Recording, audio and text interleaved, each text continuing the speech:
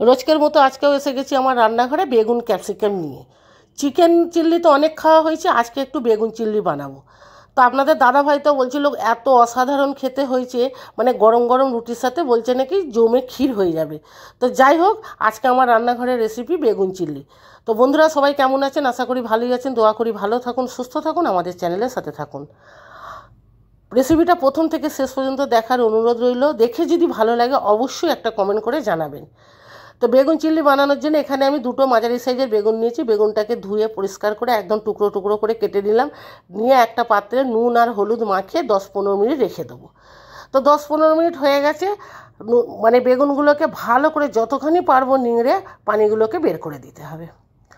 বেগুনে বেশ পানি থেকে দেখুন অনেকটা পানি বেরিয়ে গেছে, বেগুনগুলো একদম নিংড়ে সোলার মতো হয়ে গেছে।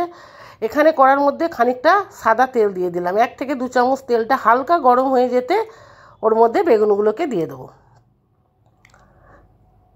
তো বেগুনগুলো 3 থেকে 4 মিনিট ভাজবো মিডিয়াম আছে, যতক্ষণ না বেগুনটা খাওয়ার উপযুক্ত হয়ে যাচ্ছে, একদম রেডি হয়ে যাবে। বেগুন একদম নরম হয়ে ভাজা হয়ে যাবে, আমি একটা পাত্রে একে ঢেলে নেব। বেগুনটা আর রান্না হবে না, তার কারণে একদম সম্পূর্ণ করে নিতে হবে। ওই কড়ার মধ্যে আরেকটু তেল দিয়ে দিলাম। তেলের মধ্যে 5 থেকে 6 কোয়া রসুন কুচি দিয়ে দিলাম। রসুনটা হালকা একটু নাড়াচাড়া করব, খুব বেশি না, একদম খালি তেলের সাথে উল্টে পাল্টে নেবো। এখানে গ্রিন ক্যাপসিকাম অর্ধেকটা আমি টুকরো করে রেখেছিলাম চৌকো চৌকো করে কেটে, আর এদিকে লাল ক্যাপসিকাম অর্ধেকটা দিয়ে দিলাম। দুটো মাঝারি সাইজের পেঁয়াজকেও আমি টুকরো করে কেটে একদম একটা একটা করে ছাড়িয়ে নিয়েছিলাম। এটা চিল্লি চিকেনেও, মানে চিল্লি চিকেন হলে এইভাবেই পেঁয়াজগুলো দিতে সবাই আমরা জেনে থাকি, সেটা আর বলার কিছু নেই। সব রকম দিয়ে মানে পেঁয়াজ ক্যাপসিকাম দিয়ে ভালো করে নাড়াচাড়া করে নেবো।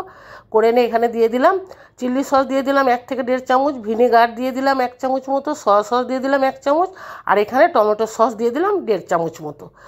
যে যেরকম মানে যতখানি রান্না হবে সেই পরিমাণে এগুলো দিতে হবে। যেহেতু আমি অর্ধেকটা করে দিয়েছি, ক্যাপসিকাম আধখানা করে, বেগুন আমার মাঝারি সাইজের দুটো, তার কারণে আমি সব 1 চামচ করে পরিমাণ দিয়ে দিলাম।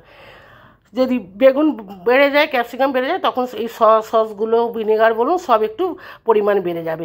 দিয়ে দিলাম এখানে চিনি, অল্প একটু চিনি দিয়ে বেশ কিছুক্ষণ ধরে এটাকে রান্না করতে হবে। একদম মিডিয়াম আছে, যতক্ষণ না সিদ্ধ হচ্ছে রান্না করতে হবে। বেশ খানিকটা নাড়াচাড়ার পর সামান্য আমি হলুদ গুঁড়ো দিয়ে দিলাম, আর অল্প একটু গোলমরিচ গুঁড়ো দিয়ে দিলাম।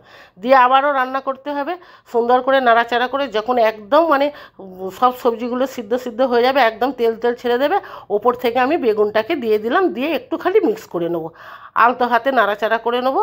নিয়ে একে একটা পাত্রে এবার ঢেলে নেবো। এখানে কিন্তু আমি নুন একদমই ব্যবহার করিনি, বেগুন ভাজার সময় আমি নুনটা দিয়েছিলাম। নুনটা কিন্তু লাস্টে একদম দেখে নিয়ে দিতে, হয়তো পরিমাণে নুনটা নাও দিতে হতে পারে। দিয়ে আমি একটা পাত্রে ঢেলে নিলাম। এদিকে সাদা তিল একটু আমি হালকা করে শুকনো খোলায় ভেজে রেখেছিলাম, এটা একটা সাজানোর জন্য আমি দিয়ে দিলাম। আপনারা নাও দিতে পারেন, তিলটা দিলে আরও সুন্দর, দেখতেও সুন্দর লাগে, খেতেও সুন্দর লাগে, দিতেও পারেন নাও পারেন। তো রেসিপিটা কেমন হয়েছে অবশ্যই কমেন্ট করে সবাই জানাবেন। ভালো থাকবেন, সুস্থ থাকবেন। এইভাবে একবার বেগুন চিল্লি বানিয়ে দেখবেন।